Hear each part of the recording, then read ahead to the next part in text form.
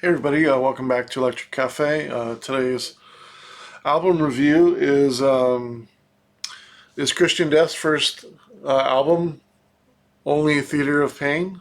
Uh, this is their France.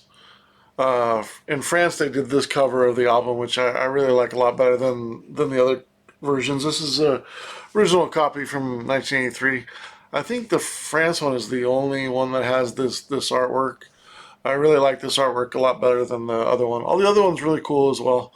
Um, I would eventually like to pick up a copy of that one. Um, but yeah, this is their first album from 1982. The band consists of Roz, who's the singer, who unfortunately took his own life in the late 90s. Rick Agnew is guitar player. James McGurty was the original bass player. Who's actually a friend of my friends. I got a chance to hang out with him a couple times, probably about 10 or 15 years ago. Really nice guy. Him and his wife were really nice.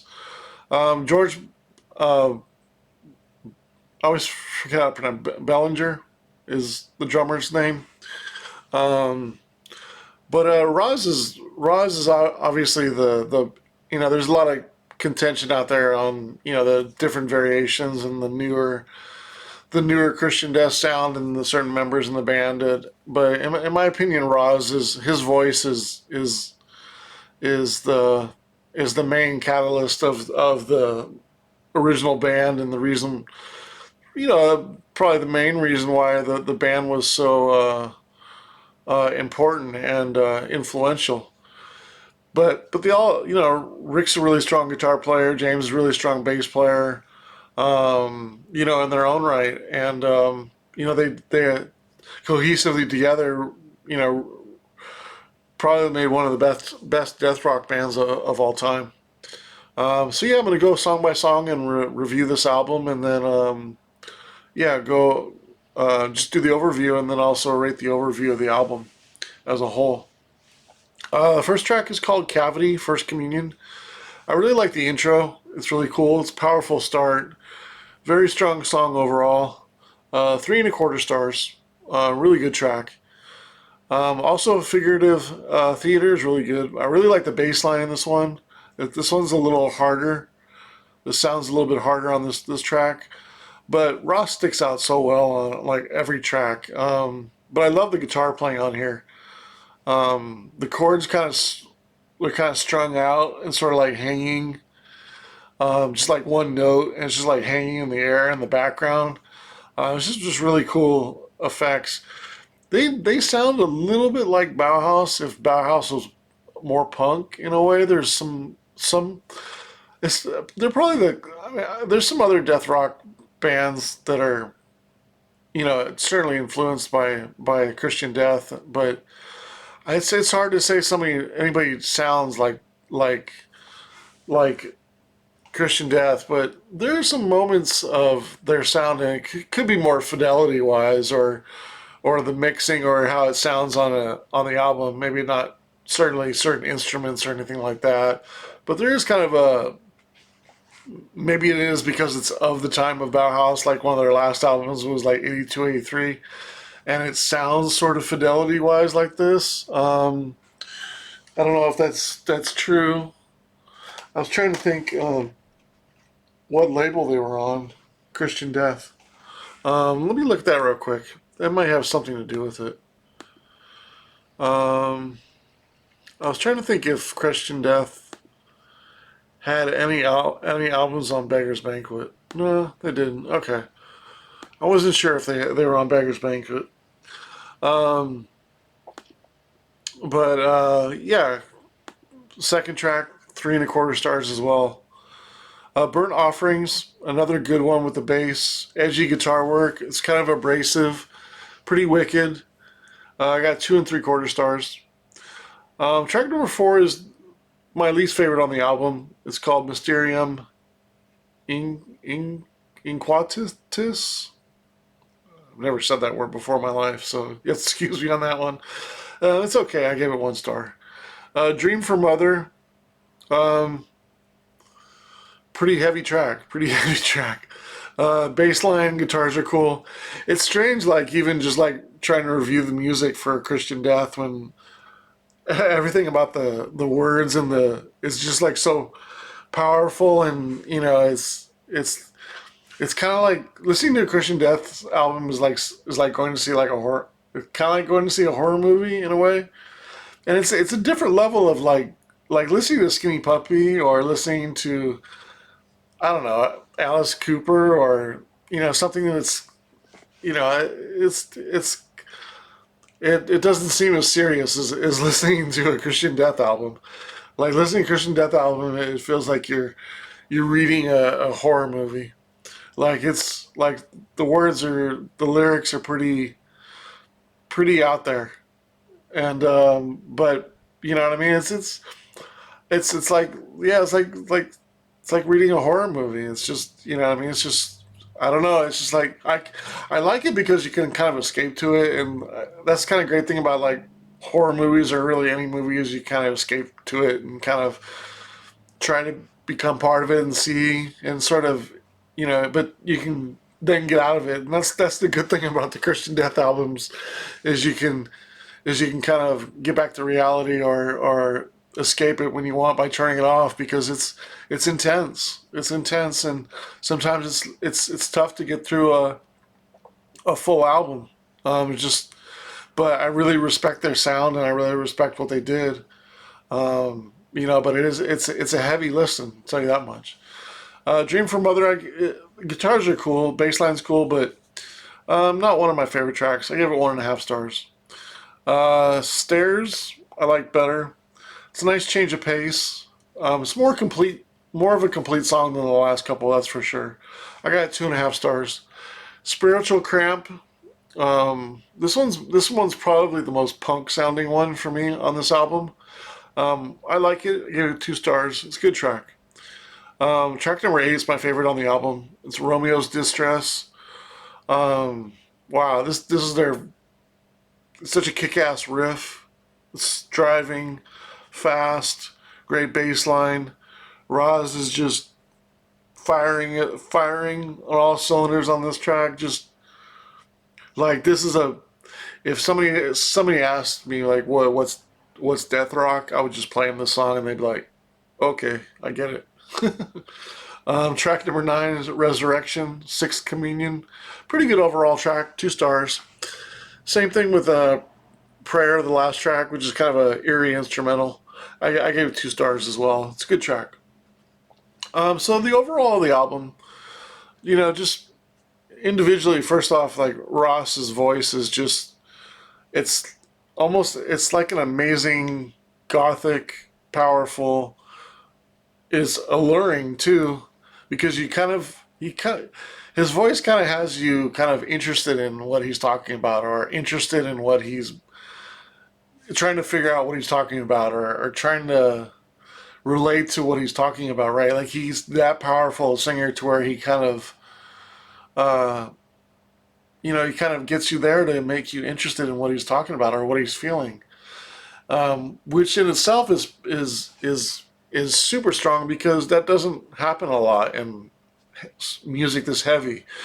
Normally in music this heavy, you're kind of like, well, this sound is so like if you weren't into it, I would imagine that it's so heavy that the music would just kind of like put you off, and then the voice would just be like, okay, I don't understand it, or I don't like it, or what have you, or maybe you do like it, but you still don't fully understand it. But his voice kind of is so alluring. It kind of it really pulls you in and makes you want to hear more and make you want to understand what he's kind of talking about and going through. It's just really like captivating. It's very descriptive. It's very cryptic. It can be very foul. It can be very. It definitely goes over the line on a lot of things. But you don't fully 100%. I mean, it's like 99.9% what he says. You feel like he's feeling, but there is a little bit out there. Maybe it's more than 1% that you're not sure if he's meaning um, or if he's just kind of talking, more in kind of general, or he's just pointing out something as like hypocrisy or something like that, but that's going on, but it's not necessarily uh, him being a part of that hypocrisy, right? But that could be a biased opinion on my part because I like the band. I don't know. It's just there's some. I mean, there's some heavy words in here. Some. I mean, if you know the album, you know some of the words he says in here, and you're just like, wow, like you know, that was this album could get would be close to getting banned. In a lot of countries if it was released now or even back then. But the great thing about Roz is there's a touch of poetry in his writing, that makes it even more have more depth and more interest and more kind of mysticism and in a way it makes all it makes the timeless sound of the band and the timelessness of his poetry, whether you like it or not. I'm kind of in the middle. I like his voice. Sometimes I like what he says as far as the way he says it, but I don't like what he says. It's unique. There's not too many people like Roz did on an album and make you feel all these different emotions all at the same time.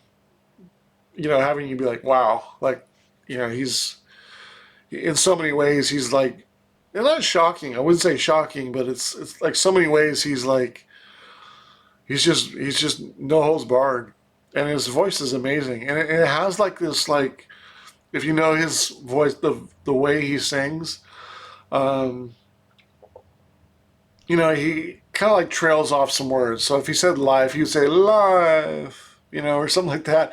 And I'm not doing it justice at all by doing that, but the way he does it is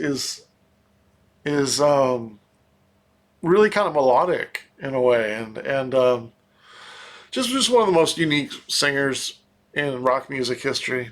You know, it just is what it is. The mixing isn't bad on the album. Production isn't bad. Raw's voice is definitely pronounced in the mix. It's very upfront. There's times when I feel like the bass could be higher, or maybe the drums could be higher, the guitar higher, because Raw's is definitely front and vocal, front and center, and pronounced in the mix. As far as the opportunities, a few lackluster songs, uh, a few more really good tracks, and the album would definitely, as a whole, be a lot better. The drums are a little flat, and again, it's because Ross's voice is right out in front. But I think that's a good thing. You have to. People would argue he's not. He's the most important thing in the band, and I could see that. Because you have the collection of music is probably equal to him. But he's higher than the bass by itself. He's higher than the drums by itself. He's higher than the guitar. But equally, if you take all the music, it's equal to his voice. So in that respect, it's ideal. But if you're trying to hear some certain instruments or something like that, you know you feel like it's kind of a little flat and kind of a little. I mean, it's 1982 too, so it's just kind of a little bit in the background on the mix. Um, Yeah, yeah, yeah. That's really all the opportunities of the album. When I add up the stars, I have a 24 and a quarter stars. So I got a 2.45, which would normally put it in the 50, 58, 57. I would say it's a pretty good album. But considering the high points on this and the sound and just the uniqueness of this band and the impact of the band, I gave it a few more extra points, and I think it's a good album, and I gave it a 66 out of 100. So yeah, that's my score. It's hard to say it's a very good album because there's there's some songs that kind of sound similar, you know. There's really no balance. It's not like there's an instrumental, but there's really not like a ballad or anything like that. So it's pretty much nine songs that are kind of similar in a way, although they are different. It's just um, I think sometimes to make a cohesive full album, like you need to kind of do a little bit of different stuff, and that, I wouldn't say that for every album. Obviously, if you had a heavy metal album or a hard rock album, you know, that might have still have a ballad in it, but generally heavy metal is not going to have a ballad in there, so you can still rate the album high. But I feel like there is an opportunity for some of the songs to be certainly better, and then some of the songs to maybe try it be a little bit different. It'd be nice to hear like a 6 7 minute song and sort of see them kind of experiment and kind of like Bauhaus. I mean, I think that's one of the things that I was comparing them to Bauhaus, like it's a missed opportunity on Christian Death's part. Like, if they could have been focused on some of the instruments a little bit more and sort of played with them and did like you know, like a solo in here. There's really no solos in here. Just kind of expand upon the 3 minute songs they have. I think you could have had a much deeper album, and then it would be on the level of like a Bauhaus, and I think they would have like a. I think they would be more widely known if they were a little bit more musical. But I think they had the opportunity to do so. Not like they had keyboards or anything like that, but the bass playing is really good by James McGurty. Again, the drumming's solid. Rick Agnew's a really unique guitar player, and he's got some really cool sounds. There could have been some opportunity there. I don't know if any of them knew how to play different instruments or anything like that to add a little bit more, but it is a quintessential death rock album. I mean, it's a classic in death rock album history, I would say. But when you compare it with all the albums that I'm comparing it with, it is kind of classic with genre, but I can't really necessarily like go song by song and say, that these songs add up to where it's a great album. But it's a great sound, and for what it is it's a great album in my opinion.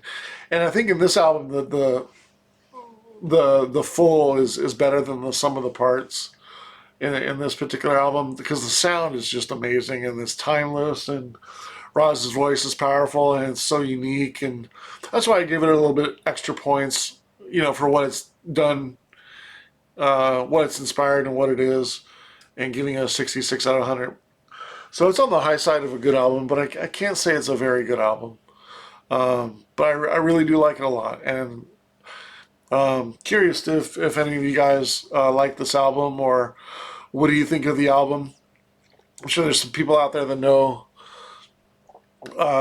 Christian Death's music even more so than I do, for sure. So I'd be curious if anybody has an opinion different than mine. Anybody think this is a great album? Again, I think it's a great sounding album, and Roz is amazing, but I can't say the songs add up individually are a lot of very good songs. Based on my scoring, I have 3 songs that are above very good.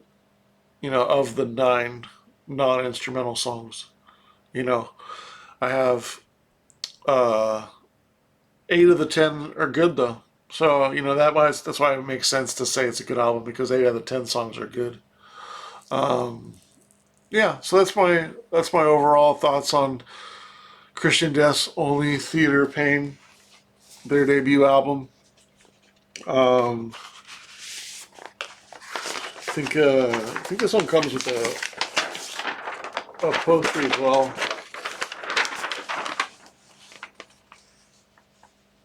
Original poster.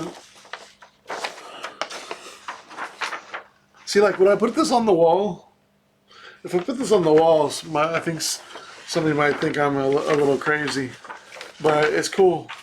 I respect art, but I don't know if I can put this on the wall. But I do want to put some stuff on the wall from Christian Death. But some of the imagery is pretty out there, like the cover.